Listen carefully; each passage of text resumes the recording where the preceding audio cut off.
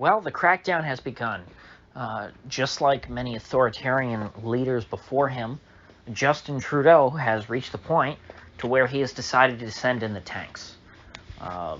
There are boots on the ground in Ottawa, and they are in the process of driving out the protest movement, which has gripped that city and has brought it to its knees over the last week, we're told. Ottawa citizens are tired of the honking. They can't sleep. They can't necessarily go everywhere in town because there are certain roads where the traffic is really slow. All because there are some selfish people who don't want to do the right thing and get vaccinated. So the Ottawa police, and I think also the Ontario Provincial Police, moved in and started seizing fuel from the truckers. I guess this is their compromise. Instead of going in and just cracking skulls, driving people out, or going in and arresting everyone at once, they figured, hey, it's frigid out. It's been below freezing consistently throughout this whole period. They can't live without heat. And how do they get heat? Either by running their trucks and turning their heaters on, or by running a generator to power space heaters, and then to a lesser extent they have propane heaters outside, but that's not necessarily keeping them alive. It's about when they're sleeping in the trucks at night. How do they keep from freezing to death? And that's through running internal combustion engines, diesel and gasoline. And obviously they could only bring so much fuel with them themselves when they came to initially start the protest, and supporters have been bringing in fuel, donating fuel to the cause, just like they've been donating food and water to sustain these guys and to help them hold the line and to stay in Ottawa for as long as it takes to achieve freedom in Canada from coast to coast. And so the first thing that the police started to try and do was intimidate anyone who was helping them and essentially say, well, hey, you're complicit in a crime. You're facilitating mischief. And that intimidation didn't work too well. People were still coming in. They were still bringing them food. They were still letting them, come over to their houses or their apartments to shower or use the restroom. They were still donating fuel to these guys. In fact, there was a big stockpile of fuel that they had sort of in a staging area in a parking lot. They had big totes of fuel. The official reports I'm seeing from establishment Canadian sources say that the police seized 3,200 liters of fuel, which means nothing to me. I don't know what the hell a liter is. I know that it's around a quart, but it's not exactly a quart. So when you get talking in the thousands, that doesn't translate evenly. So I had to punch that into Google, and apparently it's about 850 gallons. Now, that's a lot easier. I don't know why they didn't just say that to begin with. I don't know why the media just has this love for the backwards subhuman metric system, but they do. So they moved in last night. It was pretty scary. I was watching it live on Twitter. People who were posting pictures showing the police seizing fuel from people who were carrying what they call up in Canada and also from the UK is where I originally heard this term, jerry cans, which we down here in crazy, I guess they call us the States here, but where I come from, we call it a gas can. Even if it's used for diesel, we call it a gas can, even though it's neither a can because they're normally made of plastic, and oftentimes they carry diesel, not gas. It's just they're all gas cans. So jerry can, that makes just about as much sense. That's fine.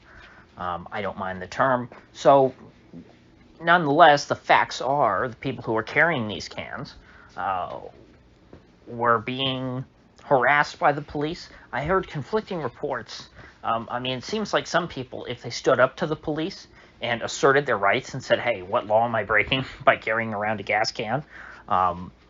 Isn't it my right to carry, to own fuel and carry, or what's wrong with that? And sometimes they could get the cops to back down. But if you didn't know the right things to say, they'd just flat out take your fuel. They'd bully you, is what they'd do. But they have no legal authority to do this. So it's really disgusting. I don't know what legal authority, certainly they had no warrants. I don't know how they were able to seize the 3,200 liters from the people in the parking lot. The details seem foggy about it, but I mean, it definitely happened. Not only did I see it with my own eyes, because there's video of, these cops marching into the parking lot and all the protesters shouting, shame, shame, shame at them. And then there's video of the cops pulling out of there with trucks loaded down with fuel, with trailers that had totes of fuel loaded onto them, driving away, and people very upset at them. So as I said, the point of all this is to freeze out the truckers and the protesters and try and make everybody leave. And it's not just the fact of stealing the fuel and making them, run out of fuel, and then they have to abandon their vehicles and then go run away somewhere, either to a homeless shelter or get on a Greyhound and go back home where they came from, abandoning their vehicles. It's also just the intimidation factor of knowing that, the police hate you and that they want you out of there, and that they're going to steal your stuff. They're going to, what's next? First, they take your fuel. If that doesn't stop you, next they're going to take your food. And as they keep taking things away, trying to push you out, eventually they're just going to take you away yourself and throw you in some kind of Yukon gulag, perhaps. It's a pretty cowardly move, now that I think about it, because what are they trying to avoid?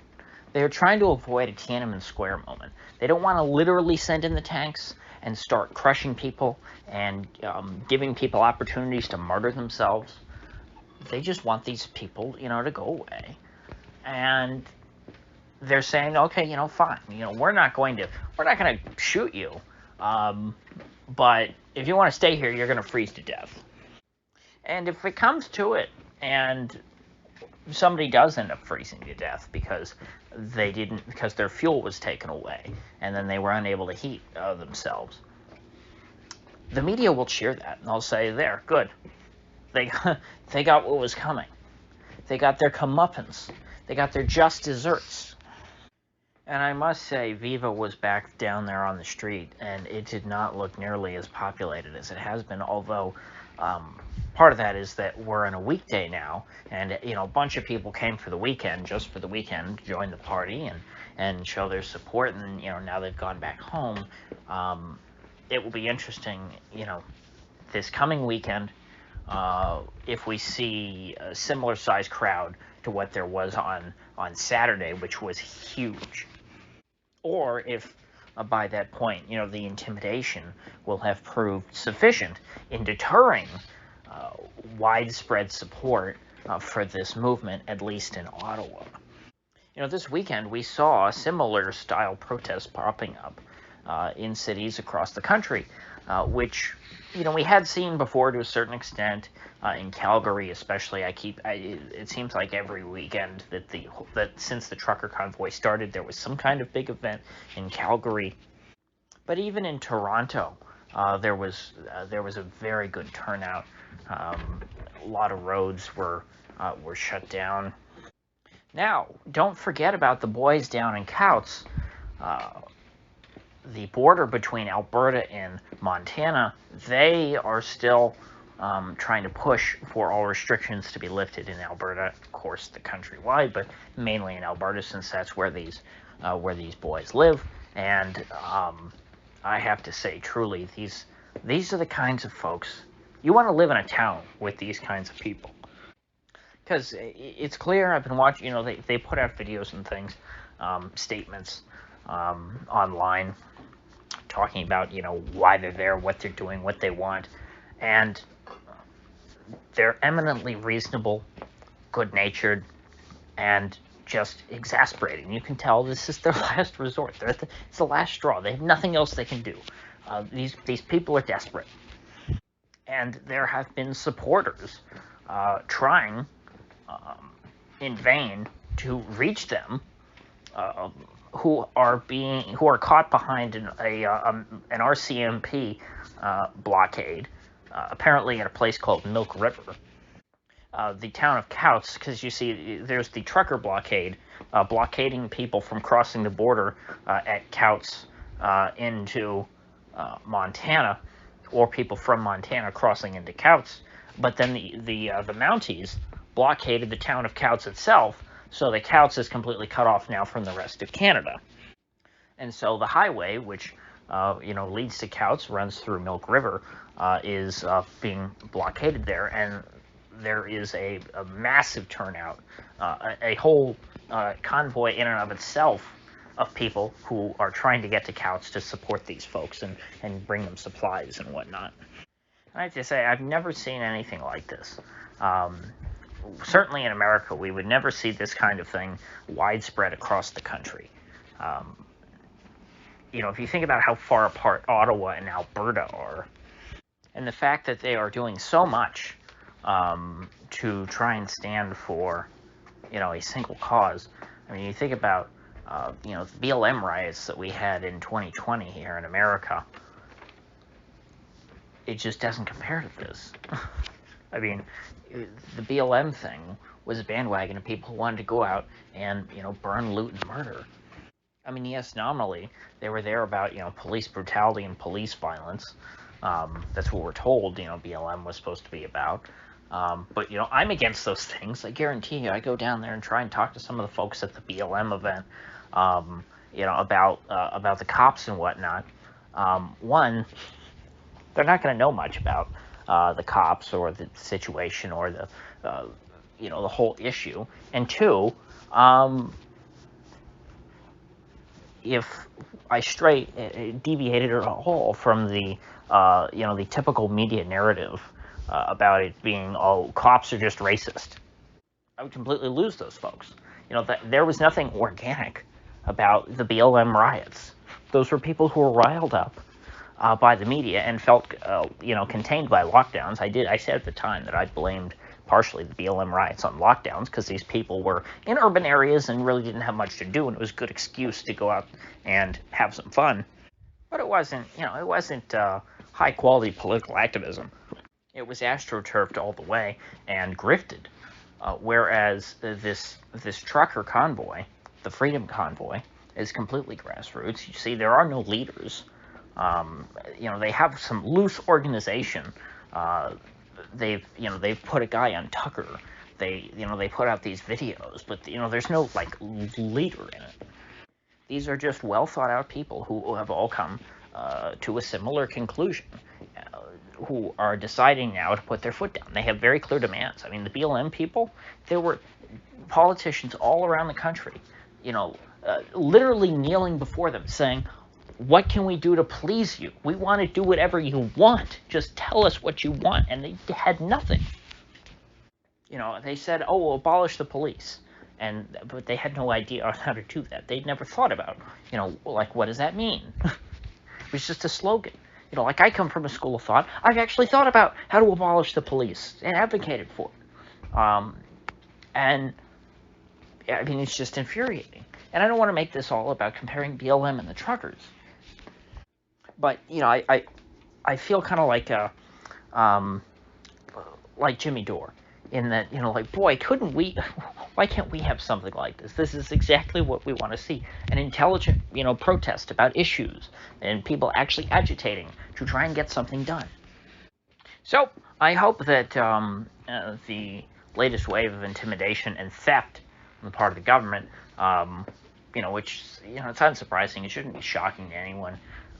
As Murray Rothbard wrote, the state is a gang of thieves writ large.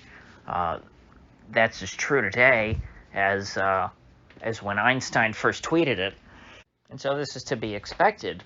But a population like Canada that is overwhelmingly blue-pilled, perhaps this will wake up some of them. Perhaps this is something that they couldn't have anticipated, which wouldn't shock me considering the people at these protests are overwhelmingly good-natured. And they don't think of themselves as bad people, And they don't think of the government, even still at this point. They don't think of them I shouldn't say that. They've moved a lot further towards the side of recognizing, hey, these are bad people. But they're nowhere near where I am, or where I think the average right-wing American is.